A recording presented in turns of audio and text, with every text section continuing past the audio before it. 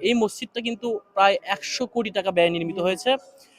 বাংলাদেশের অন্যতম ব্যতিক্রমী ও দৃষ্টিনন্দন ধর্মীয় স্থাপনা টাঙ্গাইলের ২০১ গম্বুজ মসজিদ এখন দর্শনার্থীদের আকর্ষণের কেন্দ্রবিন্দুতে পরিণত হয়েছে।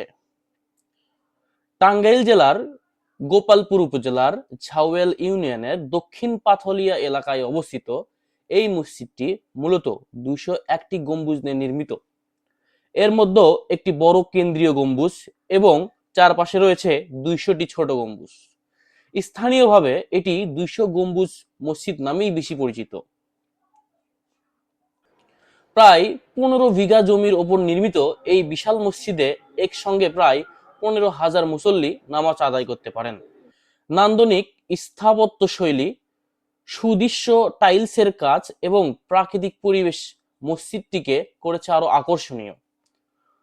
ঝিনাই নদীর তীরে অবস্থিত হয় প্রতিদিন দেশের বিভিন্ন প্রান্ত থেকে আসা দর্শনার্থীরা এখানে ভিড় করেছেন।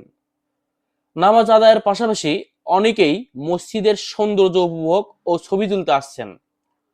ধর্মীয় ধর্মীয় ভাব গাম্ভীর্য ও আধুনিক স্থাপত্যের অনন্য সংমিশ্রণে গড়ে ওঠা এই মসজিদটি ভবিষ্যৎ আন্তর্জাতিক পর্যটন মানচিত্রেও স্থান করে নেবে বলে আশা করছেন সংশ্লিষ্টরা।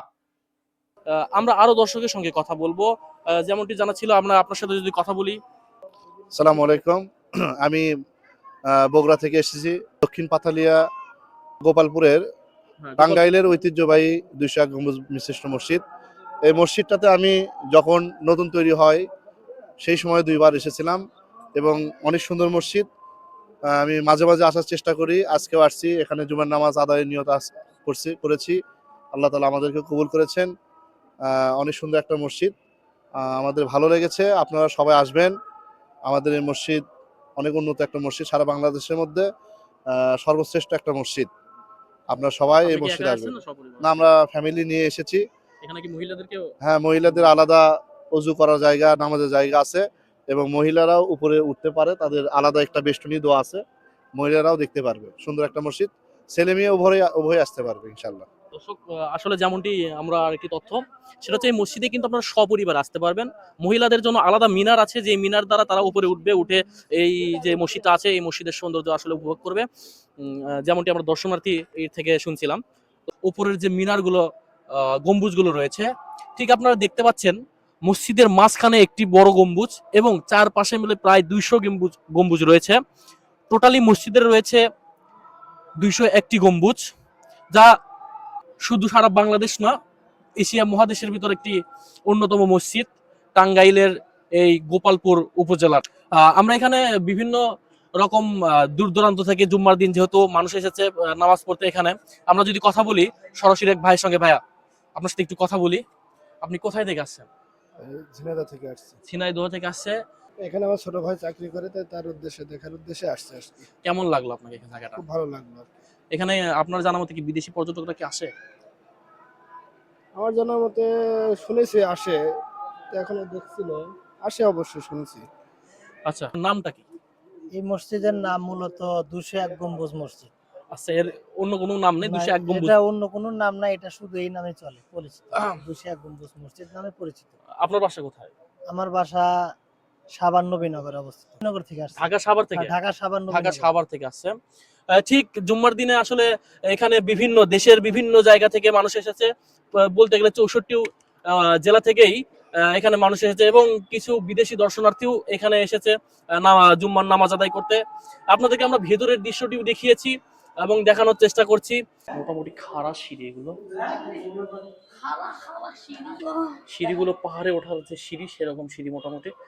আর গম্বুজের ভিতর দিয়ে সিঁড়িগুলো তো মিনারের ভিতর দিয়ে সিঁড়ি। আমরা মোটামুটি ২ তলার ছাদে চলে আসছে। মসজিদের ঠিক উপরের দৃশ্য এটি। দেখতে পাচ্ছেন মাঝখানে একটি বড় গম্বুজ এবং আশেপাশে রয়েছে ২০০টি গম্বুজ। এটি মূলত মসজিদের ভেতরের অংশ। দেখতে পাচ্ছেন অল্প অল্প করে মুসল্লিগুলো ভেতরে আসছে এবং মুসল্লি দিয়ে কানায় কানায় ভরপুর হয়ে যায়। الملائكة ألا تخافوا ولا تحزنوا في الجنة التي كنتم توعدون যারা এই কথা বলে ও আমার আল্লাহ আর আওয়াজ দিয়া কর আমাদের রবকে আর আওয়াজ দিয়া বল আমাদের রবকে রিজিকের মালিককে হায়াতের মালিককে সন্তান দেওয়ার মালিককে নাফির বাবাই। দর্শক, দীর্ঘ সময় আমাদের ভিডিওটি দেখার জন্য আপনাদেরকে জানাই ধন্যবাদ ও কৃতজ্ঞ। যদি আমাদের এই ভিডিওটি আপনাদের কাছে ভালো লাগে, অবশ্যই আমাদের বগুড়ার কণ্ঠ ফেসবুক পেজটি ফলো দেবেন এবং বগুড়ার কণ্ঠ ইউটিউব চ্যানেলটি সাবস্ক্রাইব করে আমাদের পাশেই থাকবেন। কমেন্ট করে আমাদেরকে উৎসাহ দেবেন। ধন্যবাদ। আসসালামু আলাইকুম ওয়া রাহমাতুল্লাহ।